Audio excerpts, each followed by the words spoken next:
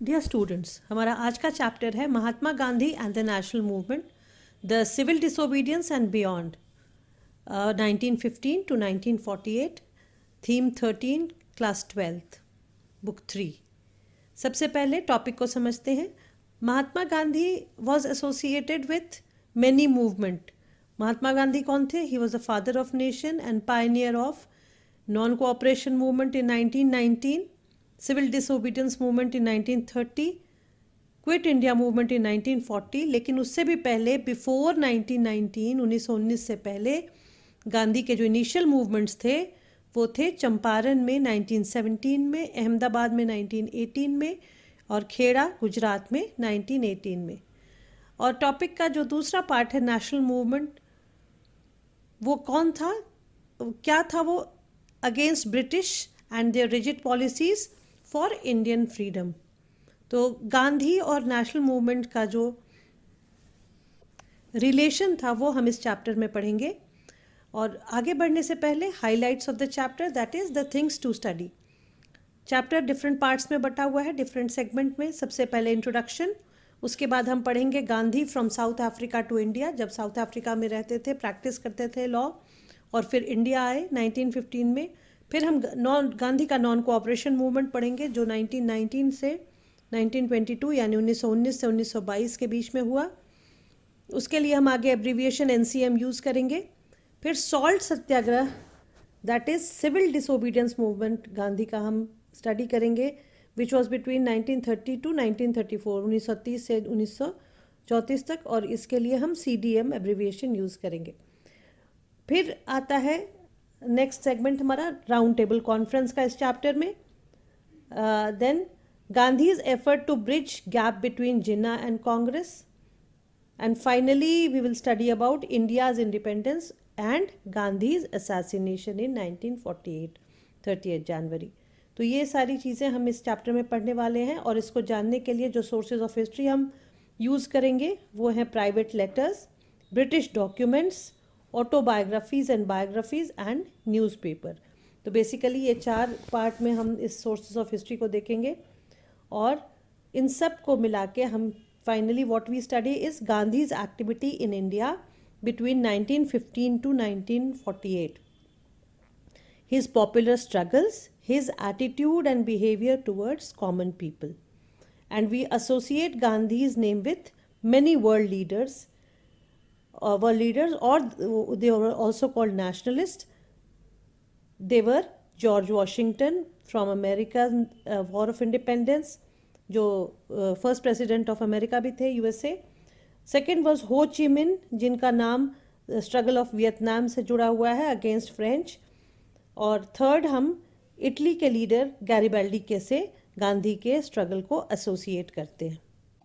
हम ये भी जानने की कोशिश करेंगे कि किस तरह से गांधी का जो पॉलिटिकल करियर था, that was shaped and constrained by the society in which he lived in India. So these things we are going to study in this chapter. और उसके पहले देखते हैं sequence of events between 1915 to 1948, जो आपके 1 mark question के लिए बहुत इंपॉर्टेंट है, और जिसको जानने से आपको आगे पूरे चैप्टर के इवेंट्स को समझने में काफ़ी आसानी हो जाएगी। और ये सीक्वेंस ऑफ इवेंट हमने स्ट्रिक्टली अकॉर्डिंग टू चैप्टर रखा है। सबसे पहले स्टार्ट करते हैं 1915 से। I will read out all the events which I have prepared for you in my notes, which is going to be very useful if you learn them. 1915 January, Gandhi return to India from South Africa. 1905 से 7 एक overlap है, यहाँ पे देख लेते हैं। 1905 से 7 में this period was known for Swadeshi movement, through which Congress had spread in many parts of India. और ये इवेंट गांधी के इंडिया आने से पहले था। और एक इवेंट गांधी के इंडिया आने से पहले था 1893 में, Gandhi went to South Africa. Now 1915 के बाद 1916 देखते हैं। Opening of BHU Banaras Hindu University, Gandhi's first speech and his first public appearance. 1916 December, Lucknow Congress session, and Gandhi was approached by a peasant from Champaran, Rajkumar Shukla. 1917, Gandhi's movement in Champaran, Bihar. Then 1918, Gandhi's movement in Ahmedabad and Kheda Gujarat, ये तो तीनों जो थे, चंपारण, अहमदाबाद और खेड़ा, इसको गांधी का initial movement कहा गया है। और अगेन ये मैप के लिए काफ़ी इंपॉर्टेंट है। All these, most of these places map के लिए आपके लिए इंपॉर्टेंट है, चाहे लखनऊ हो, चाहे बनारस हो, चाहे Champaran, Ahmedabad, Kheda, all these places. फिर 1914 टू 18 था फर्स्ट वर्ल्ड वॉर का टाइम। 1919 में आया Rowlatt act which was by the name of sir Sidney Rowlatt. उसके बाद 1919 अप्रैल में जो इवेंट हुआ वो था black spot in Indian history, Jallianwala Bagh massacre which happened in Amritsar. 1919 to 1920 was Khilafat movement which was carried out by Muhammad Ali and Shaukat Ali. They were brothers. 1921 में 396 strikes were conducted due to non-cooperation movement. 1922 February, Chauri Chaura violence, which also is known for the end of non-cooperation movement. Then in March 1922 Gandhi arrested for sedition, sedition का मतलब देशद्रोह, and at that time CN Broomfield was the जज। यह question में आ सकता है आपके 1 markers में। 1921 फरवरी में Gandhi received by UP peasants and he was given the name Mahatma Gandhi Baba, Gandhi Maharaj. ये जो इनके प्रोनाउंस थे या इनके जो फेमस नेम्स थे गांधी के, वो इसी पीरियड में दिए गए थे इनको। Between 1923 to 1928, Gandhi was involved in various social reform works.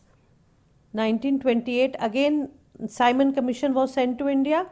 इन सब का डिटेल हम आगे पढ़ेंगे, अभी मैं सिर्फ सीक्वेंस ऑफ इवेंट्स आपको बता रही हूँ। 1929 दिसंबर में Congress session in Lahore was conducted. 1930 26 जनवरी इसी सेशन में पूर्ण स्वराज और independence was observed. 1930 12th March Gandhi started walking from Sabarmati to Dandi. 1936 April Gandhi broke salt law at Dandi.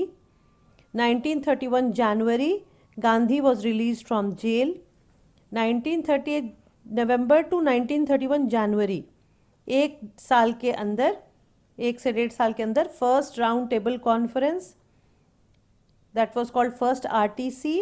1931 September to 1931 December, second roundtable conference, that was called second RTC, and third roundtable conference was held in 1932 November, which was also called third RTC. आगे बढ़ते हुए 1935 में government of India act, 1935 famous act था। 1937 में restricted provincial election was conducted, first restricted for provincial election, जिसमें Congress leaders चुन के आए थे मेजॉरिटी में। फिर 1939 में कांग्रेस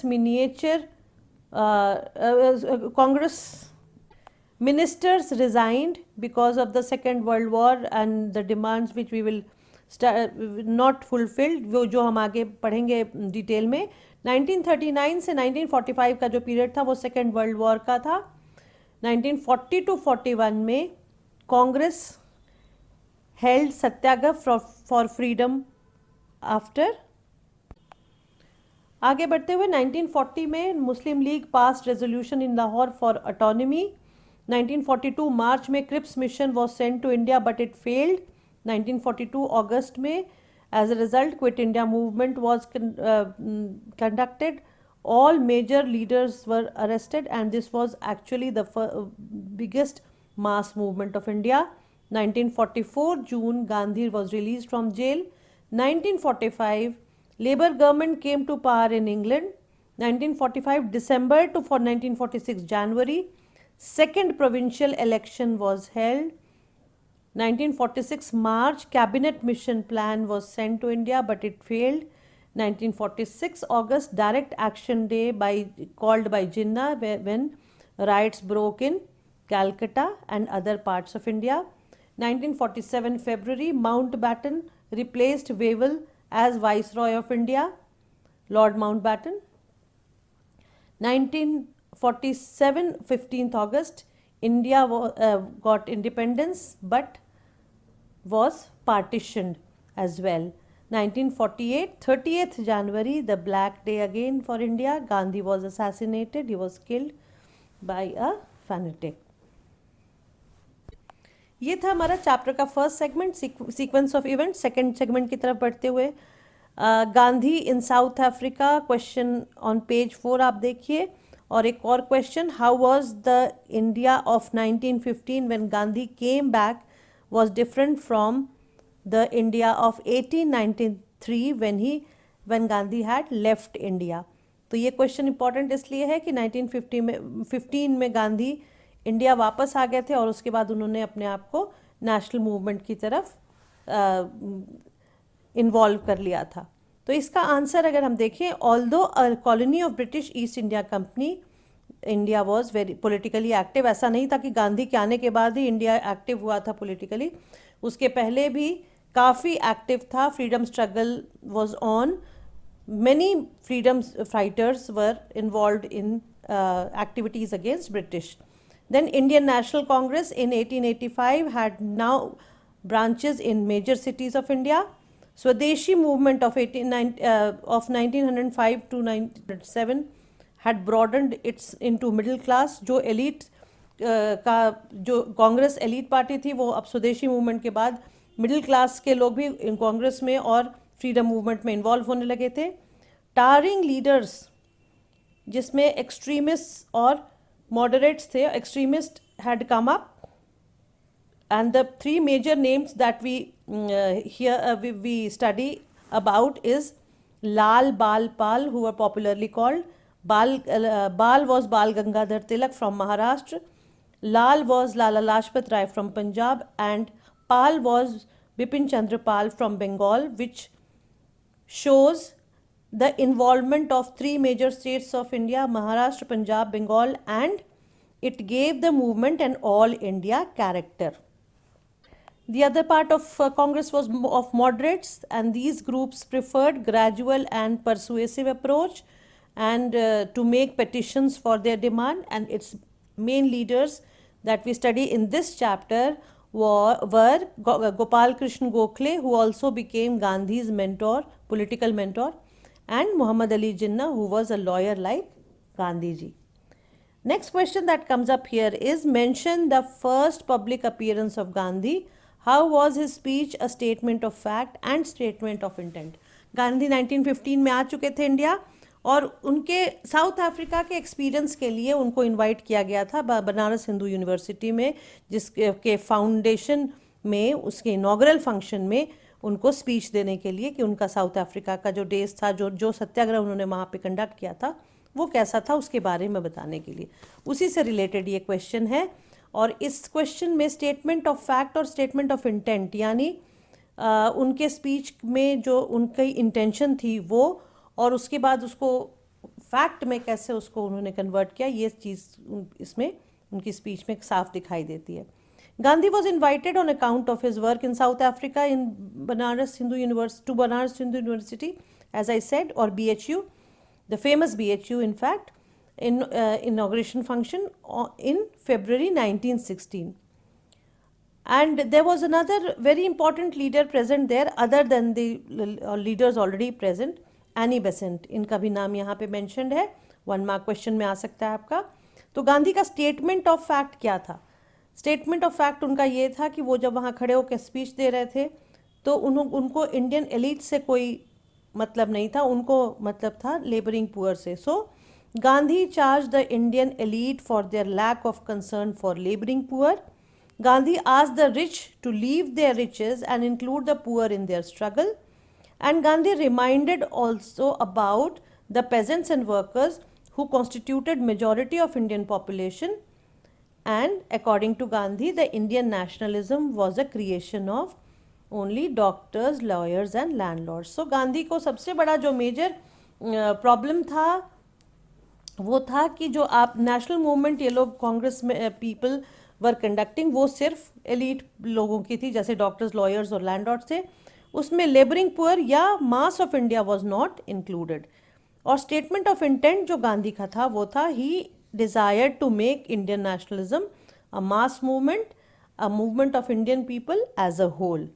तो ये एक इम्पॉर्टेंट क्वेश्चन भी है, और इससे पता भी चलता है कि गांधी जो साउथ अफ्रीका से इंडिया आए थे उनका इंटेंशन क्या था रिलेटेड टू मास मूवमेंट। और उसी समय गोपाल कृष्ण गोखले जो उनके पॉलिटिकल मेंटोर थे, उन्होंने सजेस्ट किया था गांधी को to visit India as a whole to understand the problems of people. In the beginning of segment 2 जो हमने अभी शुरू किया था, उसमें एक और यहाँ क्वेश्चन है जो हम अब डिस्कस कर रहे हैं। Historian Chandran Devanesan remarked why South Africa was the making of Mahatma. क्योंकि हमने भी साउथ अफ्रीका को मेंशन किया, तो हम South Africa as making of Mahatma देख लेते हैं कि किस तरह साउथ अफ्रीका में गांधी के जो एक्ट्स थे वो उनको महात्मा बनाने लायक थे। Let's see the various reasons. First was it was South Africa where Gandhi first applied the technique of satyagrah. Gandhi promoted harmony between religions and he alerted upper caste Indians to their discriminatory treatment of low caste and women. तो ये जो Gandhi BHU में speech दे रहे थे उसको already वो implement कर चुके थे साउथ अफ्रीका में, जहाँ उन्होंने अपने सत्याग्रह के टेक्निक को अप्लाई भी किया था रिलीजियस हार्मनी को प्रमोट करने के लिए और अपर क्लास को अलर्ट करने के लिए कि ट्रीटमेंट ऑफ लो कास्ट और विमेन शुड बी बेटर और good. Moving on to the third segment, यहाँ से आफ्टर BHU स्पीच गांधी का इनिशियल मूवमेंट हम देखते हैं। उसके लिए क्वेश्चन यहाँ पे पिकअप करते हैं। How did Gandhi put his desires और intent into practice, that is including the common people in freedom struggle, और question can come in a different way, write a note on the initial movement of Gandhi. अब गांधी ने अपना intention क्या बताया था BHU में कि वो मासेस को साथ लेकर फ्रीडम स्ट्रगल में इन्वॉल्व होना चाहते हैं। तो उसका जो उनका पहला एग्जाम्पल था वो हम 1916 और दिसंबर से 1917 में देखते हैं। उनके लखनऊ सेशन के एनुअल कांग्रेस, लखनऊ का जो एनुअल कांग्रेस सेशन था दिसंबर 1916 में, वहाँ चंपारण बिहार से एक पेजेंट आए थे राजकुमार शुक्ला अपनी कंप्लेन लेके। तो प्रॉब्लम क्या थी, what was the problem in Champaran? Harsh treatment of peasants by indigo planters, that is जो ब्रिटिश इंडिगो प्लांटर्स थे वो पेजेंट्स के ऊपर बहुत जुल्म करते थे, उनको फोर्स करते थे इंडिगो उगाने के लिए या कल्टीवेट करने के लिए। और Indigo was because Indigo was a crash crop, लेकिन इंडिगो से फर्टिलिटी ऑफ लैंड भी बर्बाद होता था इसलिए, और उनको लोगों को पैसे भी बहुत कम मिलते थे, उनकी ज़मीन भी पूरे टाइम एंगेज रहती थी कैश क्रॉप में, इसलिए फूड ग्रेन की भी स्केर्सिटी हो जाती थी। इस वजह से लोग कंप्लेन ब्रिटिशर्स के खिलाफ कंप्लेन लेके गए थे गांधी के पास, and Gandhi went to Champaran to look into this matter. उसके बाद 1918 में again Gandhi was involve in 2 more campaigns. First was in Ahmedabad Gujarat for labor dispute for better working condition from textile mill workers, and Kheda again Gujarat, Gandhi demanded for peasants cancellation of tax due to harvest failure. तो ये जो 3 थे चंपारण में, अहमदाबाद में और खेड़ा में, वो गांधी के इनिशियल मूवमेंट बने और उनके डिज़ायर या intent of including common people को पहली बार एक्सप्रेशन मिला। अब इन तीनों मूवमेंट का सिग्निफिकेंस हम देखें, सिग्निफिकेंस और feature of these movement. Gandhi became nationalist leader for poors but these movements were localised.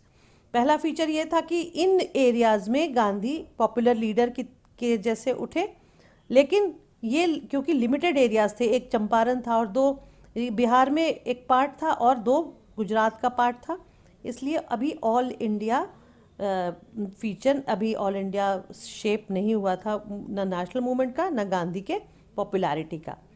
इसके ठीक बाद 1914 से 1918 का जो पीरियड था that was first world war, and 2 measures which were taken during the war was continued in Rowlatt act. और यही समय था जब बहुत सारे ऐसे इवेंट्स हुए थे जिसकी वजह से गांधी को बहुत सारा मौका मिला नेशनल मूवमेंट को शेप देने का। सो क्या था, 1 by 1 लेट्स सी 1 by 1। कुछ मेजर्स ड्यूरिंग द वॉर, कुछ जो इमरजेंसीज लगाई थी ब्रिटिशर्स ने उसमें सेंसरशिप ऑफ प्रेस और था, और detention of arrest without trial था, उसको कंटिन्यू करते हुए रॉलेट एक्ट के अंडर इन दोनों को शेप दिया गया, censorship of press and detention of और अरेस्ट विदाउट ट्रायल। और ये कैसे हुआ? On recommendation of a person called sir Sidney Rowlatt, and due to this people of India were actually very disturbed, and this was called the Rowlatt Act. Other than these two measures, censorship of press and detention or arrest without trial, और भी जो feature थे Rowlatt act में वो थे Indian soldiers serving in Indian army, that is British Indian army, in first world war did not gate reward, दो they really expected कि जब हम लड़ के आएंगे तो ब्रिटिश गवर्नमेंट जो है वो हमें कुछ इनाम देगी या रिवॉर्ड देगी, लेकिन वो नहीं मिला। और उसके ठीक बाद जलियांवाला बाग मैसेकर हुआ, which also became a major reason for non cooperation movement. तो ये चार चीज़ें उसी समय, चार डेवलपमेंट हुए। तीन जो थे वो रॉलेट एक्ट के अंदर हुए, और इस वजह से गांधी का मेजर रिस्पॉन्स आया। मेजर रिस्पॉन्स क्या था? Gandhi called for country wide campaign. Then North and West India, in North and West India, shops were shut down, schools were closed, and major bands were called. Then protest was most intense in Punjab, because soldiers who fought for British in First World War were mainly from Punjab, who were expecting reward from Britishers, but they did not get it. Instead, they got a Rowlatt Act. As a result of these bunds and strikes, Gandhi was arrested when he was going to Punjab, and in April 1919, the major massacre, that is the Jallianwala Bagh massacre, was led to the killing of more than 400 people. And Gandhi, as a result or due to Rowlatt Satyagraha, became the national leader. यहाँ पे आपको Jallianwala Bagh massacre के बारे में भी पूछा जाएगा, यहाँ पे you have to write about it also. Jallianwala Bagh massacre क्या था? In Amritsar, April 1919, British brigadier general Dyer ordered his troop to open fire on a nationalist meeting हो रही थी, बड़ी पीसफुल मीटिंग हो रही थी, और वहाँ पे उन्होंने दहशत फैलाने के लिए उसने, जनरल डायर ने लोगों को बिना किसी रीज़न के अपने ट्रूप्स को ऑर्डर दिया उनके ऊपर फायर करने का, और 400 से ज़्यादा लोग वहाँ पे बुरी तरह से मारे गए। A very sad and disturbing day in the history of India. आगे बढ़ते हैं फोर्थ सेगमेंट की तरफ, non cooperation movement. Question number 6 देखिए, how was non cooperation movement a form of protest? Non-cooperation movement was launched by Gandhi, as I said, after the success of Rowlatt Satyagraha. इसके features, major features क्या क्या थे? Indians were asked to boycott schools, colleges, law courts and British government. कुछ भी जो British से associated था उसको बॉयकॉट करने के लिए कहा गया था, and boycott of for paying taxes, यानी फाइनेंशियल बॉयकॉट भी किया गया। उसके बाद अगर आप बॉक्स पेज नंबर 350 पे देखें तो इसमें खिलाफत मूवमेंट का डेफिनेशन है, व्हाट इज़ खिलाफत मूवमेंट क्वेश्चन आएगा। और यही थर्ड रीज़न भी था, थर्ड फीचर भी था एनसीएम का, गांधी जॉइंट हैंड्स विद खिलाफत मूवमेंट इन 1919-1929। इसका रीज़न क्या था? दो रीज़न थे इसके मेजर। पहला था कि he wanted to broaden the base of non cooperation movement, and he also intended for Hindu Muslim unity. फिर आगे जो फीचर्स हैं नॉन कोऑपरेशन मूवमेंट या एनसीएम के, working class went on strike, 396 strikes were conducted in 1921 alone. Then Hill tribe in northern Andhra, they violated forest law, क्योंकि वहाँ के लोगों को, या ऑल ओवर इंडिया ही जो फॉरेस्ट लॉ था उसकी वजह से जो वहाँ के जो नेचुरल हैबिटेट वाले जो ट्राइबल्स थे उनको फॉरेस्ट में एंटर करने की मनाही थी, फॉरेस्ट प्रोड्यूस को यूज़ करने की मनाही थी, और इस वजह से उसके लोगों ने प्रोटेस्ट किया वहाँ पे। उसके बाद कुमाऊँ रीजन में जो आज के उत्तरांचल वाला जो रीजन है वहाँ पे peasant refuse to carry loads of British officials, जितने भी पिट्ठू थे या जो सामान उठाने वाले जो लोग थे पहाड़ों पे ले जाने वाले, उन्होंने मना कर दिया ब्रिटिशर्स के लिए काम करने के लिए। वो भी एक तरह का प्रोटेस्ट था। और finally local protest by peasant and worker were carried out everywhere. यहाँ पे अमेरिकन बायोग्राफर हैं गांधी के, लुई फिशर, उन्होंने कमेंट किया था NCM became an epoch in the life of India and Gandhi. इतने सारे प्रोटेस्ट, इतने सारे फीचर्स के बाद फाइनली ये रियलाइज़ हुआ कि जो नॉन कोऑपरेशन मूवमेंट था वो गांधी के और इंडिया के लाइफ में बहुत बड़ा एक माइलस्टोन साबित हुआ। फिर एक क्वेश्चन देखते हैं, NCM was negative enough to be peaceful but positive enough to be effective, justify the statement, और why Gandhi ended non cooperation movement. Non cooperation movement का बड़ा एब्रप्ट एंड था। क्यों था इसको हम देखते हैं, क्योंकि नॉन कोऑपरेशन मूवमेंट कई जगह बहुत नेगेटिव साबित हुआ और काफ़ी जगह पॉजिटिव साबित हुआ। Let us see how. Negative aspect of NCM was, number 1, इन फरवरी 1922 एक यूपी में एक जगह है, छोटी सी जगह है, छोटा सा गांव कस्बा कहिए, वो चौरी चौरा नाम का, वहाँ group of peasant attacked and torched a police station and many police officials died. लोग एक पीसफुल प्रोटेस्ट कर रहे थे, वहाँ पे मशाले लेके जा रहे थे, उस पर सिपाहियों ने हमला कर दिया और उस वजह से लोगों ने उसी टॉर्च से सिपाहियों को और उनके जो ब्रिटिश ऑफिशियल थे उनको वहीं के पुलिस स्टेशन में बंद करके उसमें आग लगा दी, जिससे वो लोग जिंदा जला दिए गए। और इस वजह से गांधी बहुत ज़्यादा डिस्टर्ब हो गए और उन्होंने कहा कि क्योंकि मेरा मूवमेंट नॉन वायलेंट था और आपने उसमें वायलेंस का प्रयोग किया, इसलिए I am calling of the non cooperation movement. उन्होंने अब्रप्ट एंड कर दिया। उनको ये फील हुआ कि अभी लोग एक्चुअल जो नॉन वायलेंट सत्याग्रह है उसके लिए तैयार नहीं है। गांधी बहुत ज़्यादा सैड हुए थे इसमें। और पॉजिटिव एस्पेक्ट क्या था नॉन कोऑपरेशन मूवमेंट का? सबसे पहले that movement was very effective all over in most part of India. Then it encouraged denial, renunciation and self discipline. ये 3 सत्याग्रह के जो ये इम्प्लीमेंट्स थे, इसको काफ़ी इनकरेजमेंट मिली। फिर इसने और क्या किया एनसीएम ने? It trend for self rule. लोगों को ये रियलाइजेशन होने लगा कि ब्रिटिशर्स को हटा के इंडिया को हम अपने हिसाब से रूल करेंगे या अपने देश को अपने हिसाब से अच्छा बनाएंगे। Then it also shook foundation of British Raj. पहली बार ब्रिटिशर्स को ये फील हुआ कि अगर सब लोग जुड़ जाएं, पहली बार 1857 के बाद पहली बार ये फील हुआ कि अगर लोग एक साथ जुड़ जाएं तो ब्रिटिश राज को हटा सकते हैं।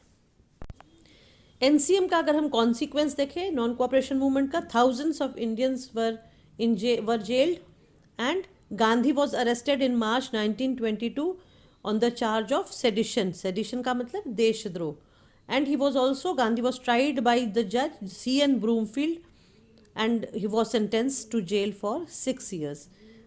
ये जो नाम है ये इम्पॉर्टेंट है 1 mark क्वेश्चन के लिए।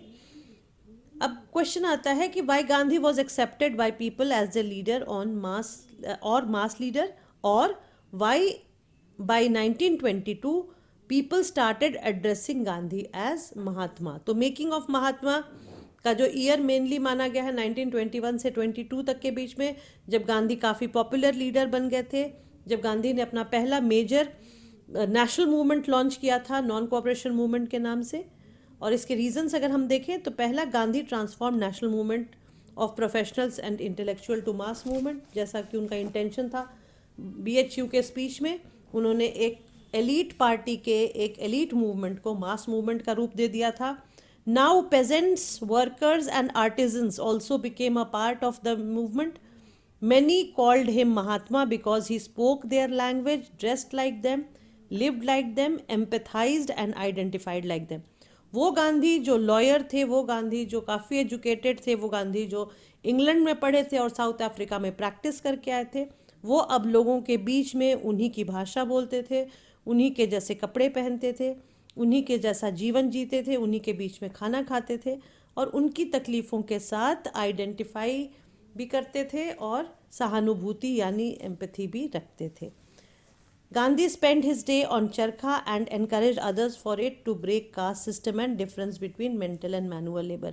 Gandhi, again I repeat, Gandhi जो लॉयर थे वो अपने हाथ से चरखा चलाते थे ये शो करने के लिए कि डिग्निटी ऑफ लेबर काफ़ी इम्पॉर्टेंट चीज़ है और लोगों को कोई भी काम बड़ा छोटा नहीं होता, एक पढ़ा लिखा आदमी भी छोटा काम कर सकता है, एक छोटा काम करने वाला भी पढ़ लिख जाए तो बड़ा काम कर सकता है, और मेंटल और मैनुअल लेबर में कोई ख़ास डिफरेंस पैदा करने की ज़रूरत नहीं है, उसकी इज़्ज़त करने की ज़रूरत है। तो ये सारे जो पॉइंट्स थे, इस वजह से Gandhi was started to be addressed as महात्मा।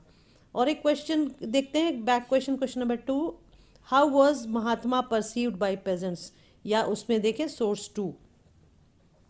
इसमें अगेन एक हिस्टोरियन का मेंशन आता है विच इज़ इम्पॉर्टेंट, शाहिद अमीन। शाहिद अमीन कौन थे? Historian who trace the image of Gandhi among pageants of eastern UP, जिन्होंने गांधी का जो इमेज बिल्डिंग था ईस्टर्न यूपी के पेजेंट्स के बीच में, उसके बारे में बड़ा एलैबोरेट तरीके से लिखा था। According to Shahid Amin, through that reason in February 1921 Gandhi was received by adoring crowd everywhere. लोग उनको इतना पसंद करते थे, उन्होंने गांधी को हाथों हाथ लिया या उनको काफ़ी उनका स्वागत किया। एट नूनखार, देवरिया, गोरखपुर, चौरी चौरा, ये चारों जो है वो ईस्टर्न यूपी के डिस्ट्रिक्ट्स हैं या छोटे प्लेसेस हैं वहाँ के। वहाँ पे 15,000 to 20,000 people gathered for Gandhi. जब गांधी वहाँ विजिट पे गए थे, लोगों से मिलने गए थे, नेशनल मूवमेंट कैरी आउट करने गए थे, तो इन सब जगहों से इतने सारे लोग मिलने आए थे। At Kusmi, middle of jungle, 10,000 people came and Gandhi was pleased to see. People donated currency notes and coins on a sheet of cloth. जो जिसकी जितनी हैसियत थी उसके हिसाब से लोग गांधी जी को डोनेशन दे रहे थे अपने आप, बिना मांगे, नेशनल मूवमेंट को आगे बढ़ाने के लिए।